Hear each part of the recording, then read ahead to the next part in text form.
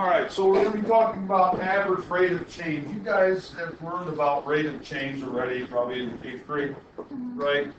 And, you know, mathematically, you looked at equations like y equals mx plus b, right? And what's another sort of generic word for rate of change? What is it? Slope, right? And what letter do we usually let stand for slope? M, right? What's that? Y2 minus y1 over x2 minus x1. We'll get to that, okay? So, but let's look at some examples here. We got another graph here, situation. Let's see here, inputs and outputs. Okay, so let's see here. Hey, Carly, read exercise 1 there, would you please, for us? Max and his younger sister Evie are having a race in the backyard. Max gives his sister a head start and they run for 20 seconds. Okay, hang on. How long do they run for? All right, that'll be important to note later. Okay, keep going. The distance they are along in the race in feet is given below with Max's distance given by the function mt. Well, how do you read that? Not mt. M of t? Yeah. Right, let me just stop it, right? M of t. So Max's distance as a function of time t. Okay? So in other words, what's the input for this function? What? Time. And what's the output? Distance. So the input is time in seconds, output is distance in feet. Keep going. And Evie's distance is given by the function e of t. E of t. So what is it? What does this represent? E of t. Evie's distance as a function of time t, right? Okay. So the input is time, right? Put in some number as seconds go by, their distances are changing, right? Some particular rate. Let's take a look at the graph actually. Let's look at the graph. The horizontal axis is the inputs, right? Time in seconds. And how long did the problem say they ran for? Okay, so it stops at 20. And what's the vertical axis here? The distance that they've traveled given a certain amount of time. Now, do you see Evie's graph there, her function graph? E of t and Max's graph? What do you notice about the difference in their two graphs here? Okay, at the start time of 0, right? They started at different distances. How does that make sense of what you just read in the problem? Gave her a head start, right? And maybe you're wondering, well, maybe he gave her a 5-second head start. But you just told me that's not accurate, right? Did he give her a head start in terms of time? No. He gave her a head start in terms of what? Distance, right? So they're probably racing from one point to the other, and he said, oh, you go ahead and start over there, right? And I'll start back here.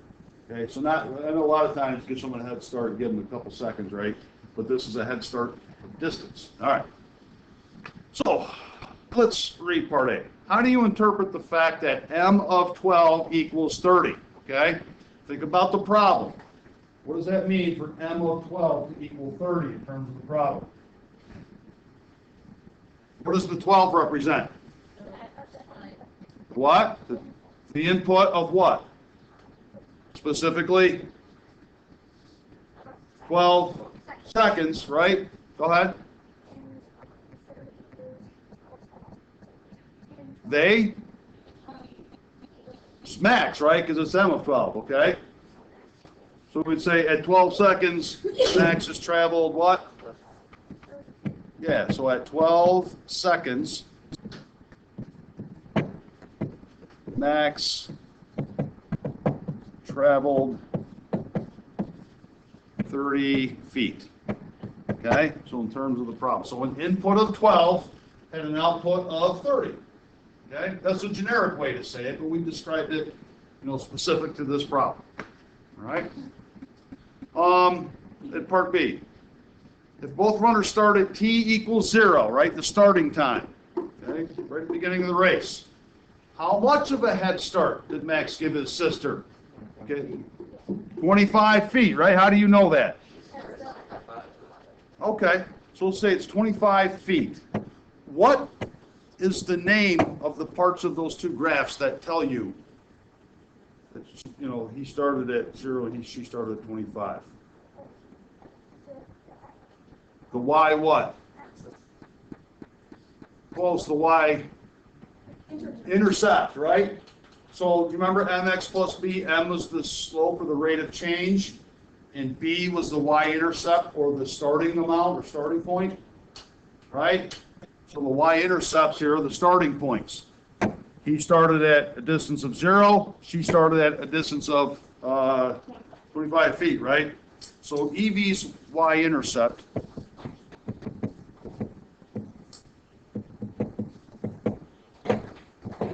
is y equals 25, right?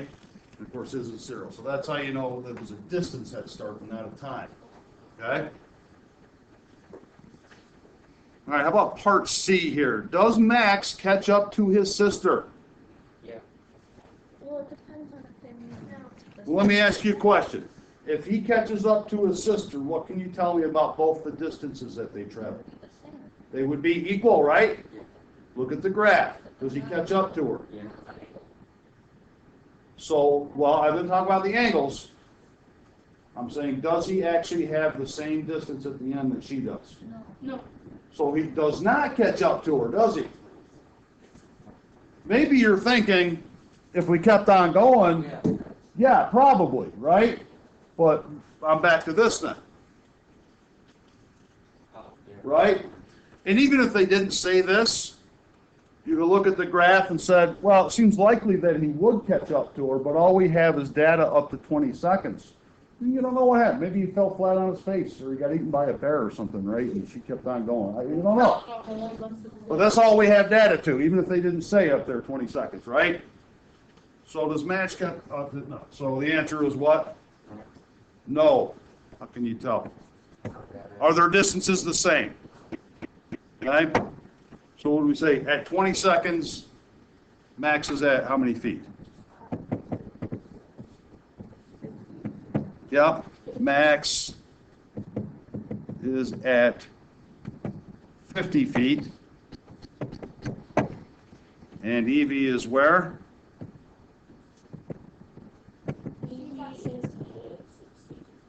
At, is it 60? Oh, yeah, I was thinking 60 feet. Yeah, so 60 feet. Okay? So look at the graph, right? You can't, you want to be careful interpreting stuff that's outside the graph. It's called extrapolation. And there's some risk in doing that, right? Again, he could have been eaten by a bear at 25 seconds. Okay? All right, so let's look at part D. How far does Max run in the 20-second race? Because he starts at 0, right? Okay, so that's pretty easy. So Max, 50 feet.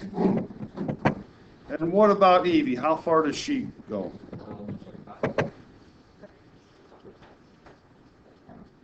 Starts off at, Doesn't she go 60 feet? no. No. Ah, right, but that's not the question, right? So how far did she travel, right?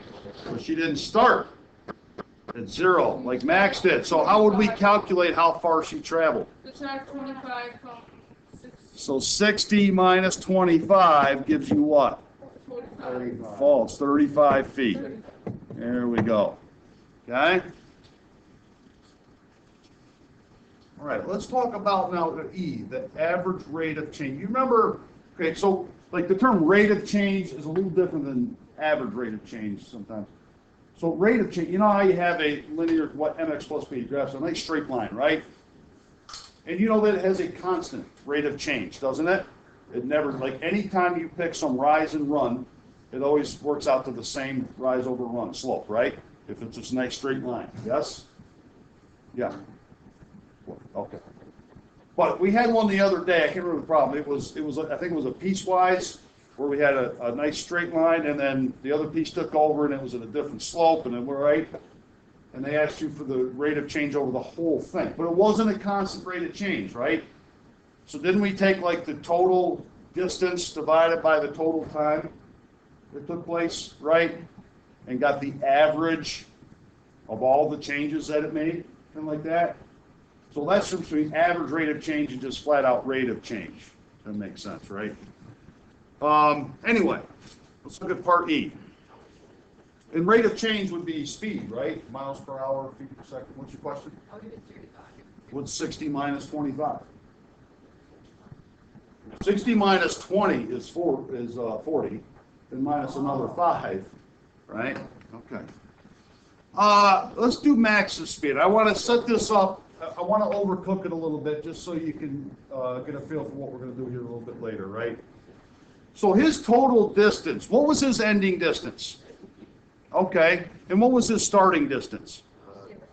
So couldn't I say 50 minus 0 feet divided by, what was the ending time? Okay, 20 minus the starting time. 0, right? You think, oh, that's odd, right? Why would I do that? But I'm setting it up for something else.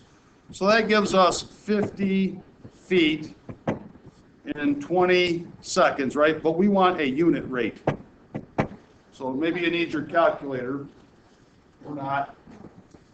You're probably going to need a calculator for this today, so. What will be the unit rate there, guys?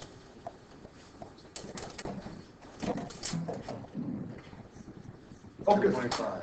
Right. Maybe some of you heeded my advice and said, yeah, 5 halves. 5 were like lowest terms in proper fraction. And in the abstract, that's fine. But this is in the context of a problem. So now like a decimal is going to make sense, right? You follow me? Yeah. So this would be 2.5 feet per 1 second, right? Or 2.5 feet per second. You understand why we're doing a decimal, right? Is that like in the context of a problem now, not in the abstract? It just wouldn't, like if you said somebody traveled at 5 halves feet per second, that doesn't really convey useful information to people, does it, right? What's the 5 halves feet? What? So use the decimal, okay? Now let's do EVs. Now, because we set this up a little bit, right? And by the way, these top numbers, are these, for the function up there, for Max's function, are these top numbers input or output? Output, distance, and the bottom numbers are the input, time in seconds, right? Now let's do EV speed, or feet per second. So what was her ending number of feet? Yeah. No, ending. 60 minus, what was her starting number of feet? 25. And what was the ending input that gave us 60 for EV? Huh? 30. What was the input that gave us an output of 60 for EV? Huh? 20 seconds, the ending input. And what was the input that gave us 25 feet for EV? Look at the graph. What input for EV gave us an output of 25? 0. Okay? Okay. We already did, hey, brought was 60 minus 25 equal 35. Good, there we go. 35 feet for 20 seconds, right? But let's get a unit rate. Is that what it is? Let's agree 1.75 feet per second. Feet per 1 second. Okay, that's their average rate of change for both of them. So who ran faster? Max. Yeah, Max, right?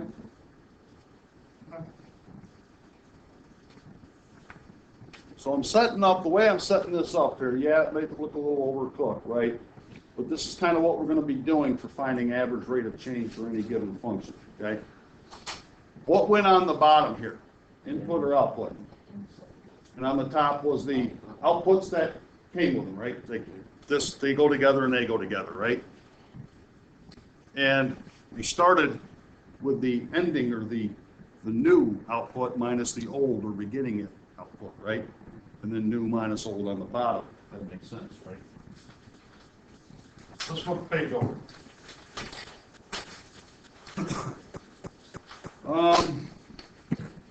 Okay, they say some stuff here, yeah, calculating rate. So guys, we already know the output is the Y values or the F of whatever's, right? And input are the what? X's or in the other, the T, right? It could be anything like that. So exercise 2, real quick.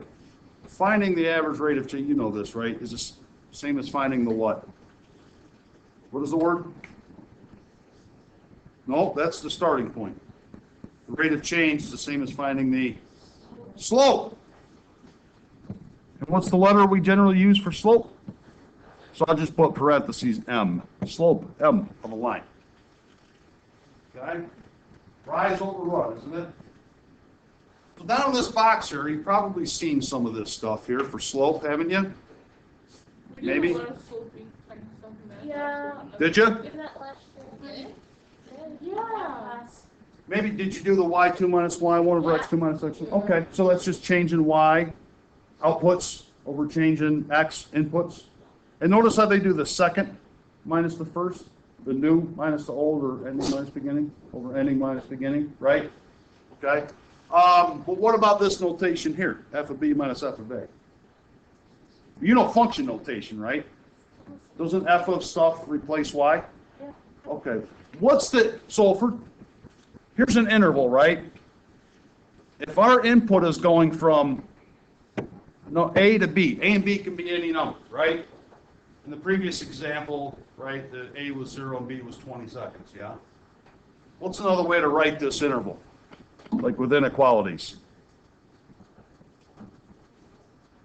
If A is the beginning lowest number, A less than or equal to X less than or equal to B, right? In other words, X, your input is between A and B, or starts at A and goes to B, right?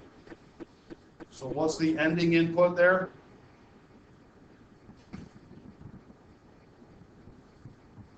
A or B? Which one's the ending input? B, right? And which one's the starting input? Okay? All right. And you know that if we have a function f of x, how do you find what f of x equals when the input is b? Whatever number b is. What do you do with the number that b is to find what this equals? You plug it in. Whatever number b is, you plug it in for x, right? And get whatever that output where you'll calculate and get whatever the result is, right? And then for the input that's A, the beginning one, well, what's the value of the output that goes with it? You put an A in for X, so F of A, right? This would be like F of 20 from a previous example, minus F of 0 from a previous example, the distance in feet, right? And then divided by, well, ending input minus beginning input, right? Doesn't that give us the change in Y here? Because remember, F of stuff just replaces Y over the change in X input. And notice it's always the old minus the new, the ending minus the beginning, okay? And by the way, again, this is, I'm going to write off to the left here, slope, as you know already, which equals M, which equals all that stuff, right? Which equals rate of change. Right, so these are all kind of interchangeable words, terms. All right? So we're going to use this thing here predominantly today, which of course is the same as this one over here, isn't it? It's just, these days we're big kids now, we replace our Y's with F's, whatever, or G's and whatever, okay? And sometimes our X's can be T's and stuff like that, okay? So let's look at the first example. Consider this function, f of x equals x squared plus 3, right? F is a function of x, right? Like you put some x in there as an input, and out pops whatever the result of that is for the output, right? And I want you to find the average rate of change. From what interval? From what to what? Write this as an inequality, guys. -1. Right, so our inputs are going from -1 to 3. What's the starting input? What? -1. What's the ending input? 3. Okay. So I want to get the ending output minus the ending input. So the ending output, if the input is 3, then it would be f of what? So let's find those. I want to maybe find these two separately and then put it in here. Yes, ma'am. What? You got an answer? Well, let's see. Tell us what you got. Oh, you got that part. Yeah. Just say, tell me the number you got. I don't think 5 is 12 is right. Let's do the f of 3, the ending. Okay. So f of 3 becomes what? 3 squared plus 3, right? Or do that. Okay. 9 plus 3 is 12. Good. Okay. Now let's do the beginning input. Yeah.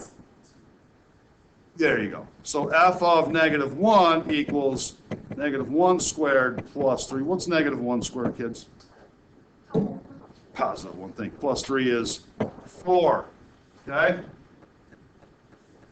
So these guys here, look up here. These two results here are this and this up here.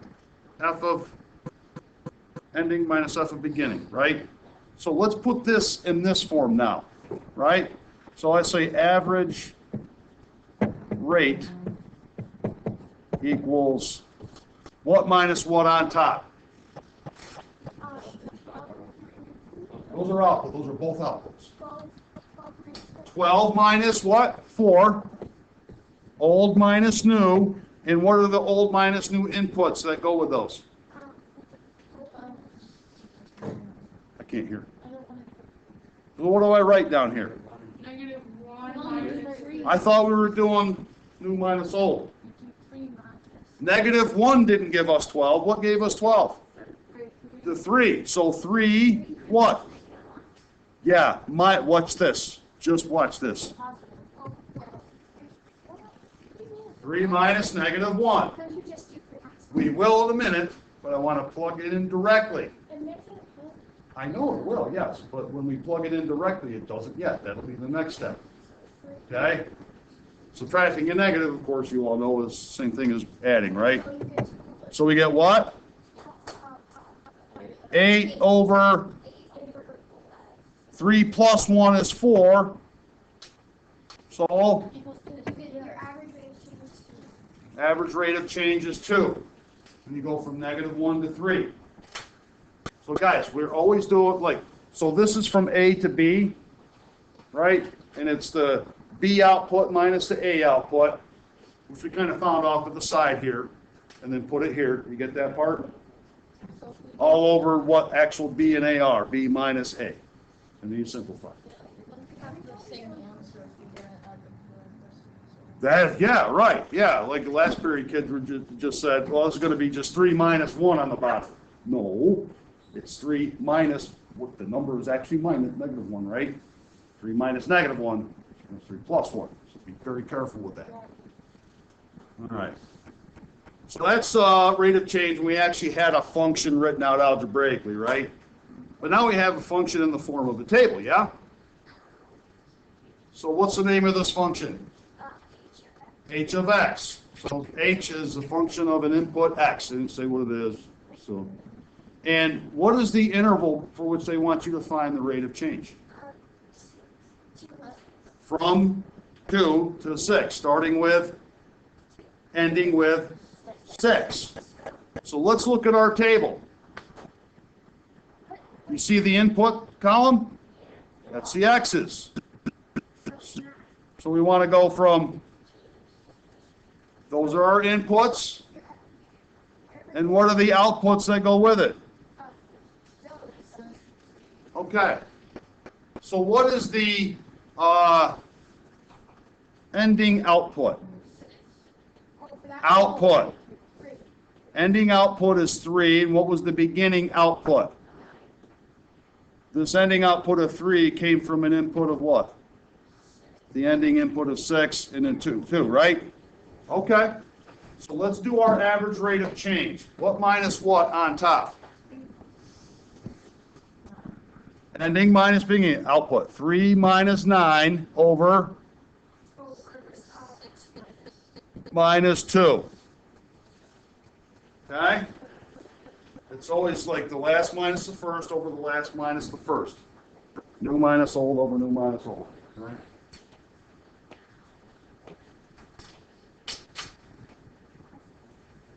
So what's that give us on top then? Negative 6 over, let's put that in lowest terms. Negative what over what? 3 halves. There you go. Which one? Yep. Okay. So really, like, if I go back up here, I should write this somewhere. Maybe I'll write it over here. So like this thing here, right? So this would be, new output, new minus old outputs over new minus old inputs.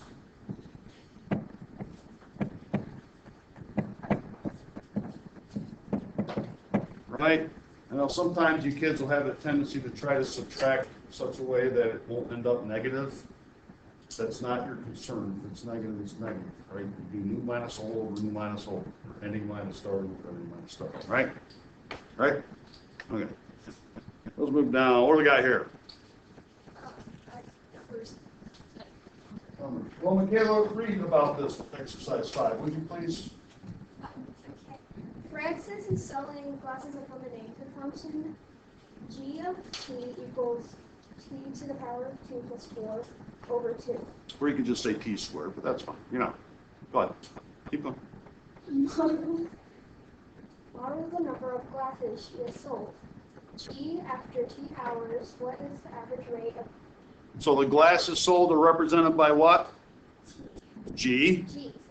And the input is represented by T in hours, right? Okay, keep going. What is the average rate at which she is selling lemonade between t equals 2 and t equals 6? So from 2 hours to 6 hours. Yeah. So what's our ending input 6. and our beginning input? 2. Okay. So we need to find the f of 6, don't we? Yeah. And do minus f of 2 on top, right? G, say yes, thank you. We need to find g of 6 minus g of 2 over 6 minus 2, the inputs, yeah? Oh, yeah. All right, yeah. So let's find these separately, right? Because this is what we need to find. We need to find g of 6 and g of 2, right? Up here. So let's go off to the side here. We'll do them separately. So g of the ending input, yeah. So what does that give you? 6 squared plus 4 over 2. 36 plus 4 over 2, which is 40 over 2, Yeah. which is 20. Okay? And you got, yep, and you guys, I want you to do g of 2. It's the beginning. What is it? She says 4. All right, we'll find out. I was going to write first. 2 squared plus 4 over 2, which equals 4 plus 4 over 2, which is 8 over 2, which is 4. So now we have our two outputs, right? Go on the top. The new one minus the old one, or the ending minus the starting one, right? Okay. Huh? So our average rate of change will be what minus what on top? No, it's 20. Yeah, 20 minus 4. Ending output minus starting output over Ending input 6, that gave us the 20, minus input 2, that gave us the 4. Right? 20 minus 4. What do you mean, so, I'll do that. Yeah, you can go out if you want to go out. Yeah. I prefer that, You yeah. sit behind me, I don't want to. All right, what'd you get? Take the pass. So 20 minus 4 is what? 16. Over 4, which is, we want the proper units though. For what? Lemonade. It's a rate, so 4 something per something. So if there's 4 glasses lemonade per hour. Yeah, 4 glasses per hour. 4 glasses per hour. Or you could write it like we sometimes do, 4 glasses over 1 hour. Okay. Get the hang of like how rate of change works now, maybe? No? Okay. The 6 That's is what they from told us. T equals 6. From 2 to 6, they gave it to us. So I had to plug it in. I like this. Well, good. Well, then, let's look at some Regents questions then. By the way, I just this is last for the kids. Go to the next. You guys are all taking notes, right?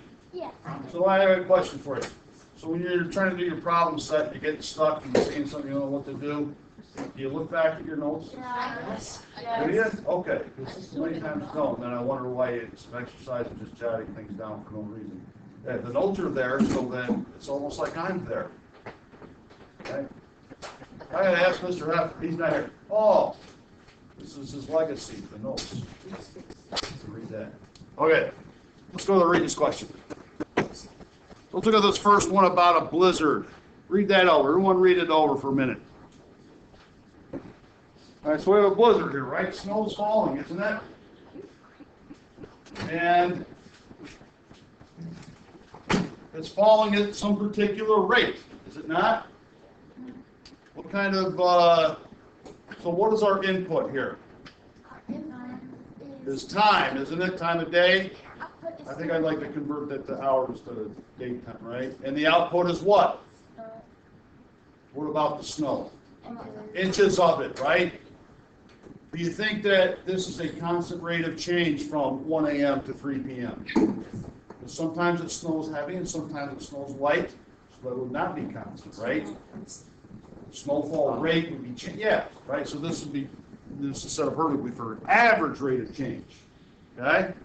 So they want to know. What do they want to know? I want to know which interval has Interval. the greatest snowfall. Interval of 1 to 12 or what? 16 to 3 p.m. Okay, here's an issue though. So those are the inputs, right? Everybody agrees that this side here is the inputs. Input of time, right? And we do the new minus, or ending minus new. So for this interval from 6 to 3, the way the time of day goes in the 12-hour cycle, right? Would it make sense to do 3 minus 6? Would that work, right? Because one's AM and one's Right. So what do you have to ask yourself is, like, starting at midnight, 1 a.m. would be hour 1, hour 3, right? 12 noon is hour 12. But what hour is 3 p.m.? Wait, Like in military time. literally 3. If that's 12 hours, this is what? 15. With me? So this is hour 15. Right? I'll just put it here. Hour 15. So like when you're doing time of day calculations, you kind of need to use like the 24-hour count, if that makes sense, right? So we have to start doing military time? For some reason, I did a Not necessarily, you just have to know that that's the 15th hour, so that way you can, because like you're gonna have to do 15 minus 6, right? The actual time that'll last, right? If you do 3 minus 6, you'll get negative 3 hours. You didn't go back in time, right? Okay. All right, so what are the two intervals? From what to what? 1 to 12, and the other one is what? 6 6 to 15, 3 o'clock, 15, right? And they want to know which one of those had the highest rate. So you're going to have to do average rate of change how many times? Twice. Yeah, so I would say, just to organize your thoughts here, do one from the 1 a.m. to noon, right? Like we did previously there. And then do the other one from like 6 a.m. to 3 p.m. Don't get that's 15. Same as what we did in the other examples. You have inputs and outputs. You have old and new. So just do one of these intervals at a time. 1 to 12. Do that one just like we did the ones before. You know that like there's no function to put it in though, right? Yeah, that's what I know. Yeah. So it's easy to pull right off the tape, Oh, right? okay. So what is the so for the output, the ending output of noon, or yes, the ending input of 12 noon, what's the output there? So that's our F of 12, isn't it? So you put the 6 minus. You got it. It'll be what? What do you put that in? Foldable. Well, yeah, it's 2 intervals. We got to do 2. Yeah. What? Right there. So is that one going to be F of 36? Yeah, well, we don't need F of anything because there's no like algebraic thing, right? This is just from the table. Yeah.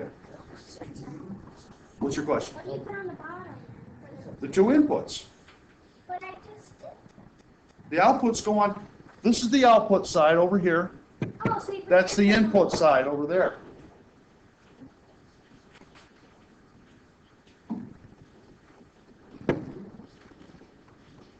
Mr. Lawrence, what was your answer for the first interval? No, I I got got 2 point. no, I got 2.9. Isn't this 32 over 11? You did it Did you put that in your calculator? 33 minus 1. It's 32. And 12 minus I think I did that. 3 is 11. Maybe? And a 12 minus 11. Put 12 over 11 in your calculator. Ending input. Okay. Use the wrong input, maybe. What do we get, guys? 2.909 probably, or 91 if you round it. What units? Snow. Yeah. Or inches. Inches per hour. Okay?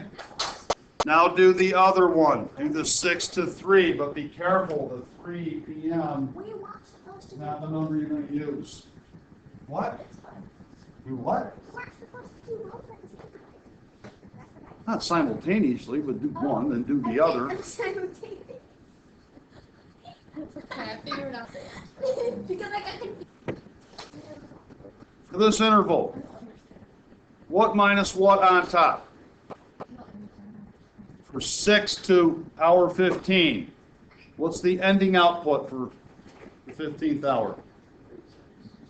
Minus what? Minus the beginning output. We're going from 6 to 3. We're starting at 6. This interval here. You went all the way back. 36 minus what? Minus 11. That's the output. So 36 minus 11, okay, over what, Mr. Rott? What minus what? What are the inputs? What input gave you 36? 15 minus, and then, there you go. That's what you do. So then you get What's 36 minus 11? 20. No, sorry. 25 over 9. Oh, Well, grab your calculator, get a decimal. What do you got? 2.778 inches per hour. I see, guys, I went out probably more decimals than I needed to. And the reason I do that is because after I do one, I don't know how close the other will be, right? But anyway, so what is the actual answer to the question? Interval 1 has the greatest Yeah. Interval, well, they didn't number them, right? So 1 to 12, right? Right. So, you said interval 1, didn't you? Okay. They didn't label them. So, from, 1 a.m. to 12 p.m. has the greatest rate.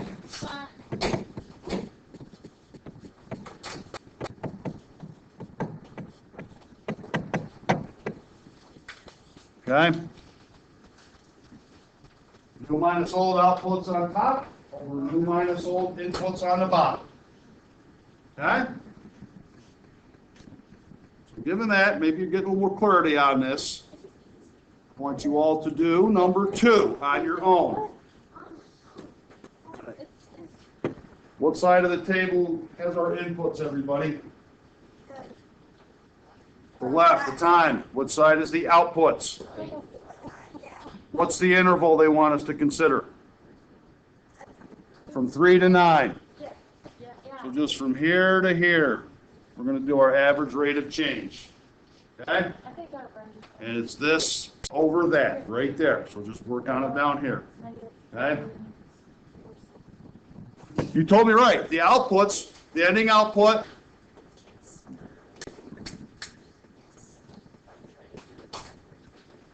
(3.41 minus 6.26 on top, right?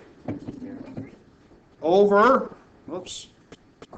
What's the input that gave you 3.41 from the table? No, which one of those gave you the 3 point? So 9 minus what? 3 on the bottom. Is that what you had?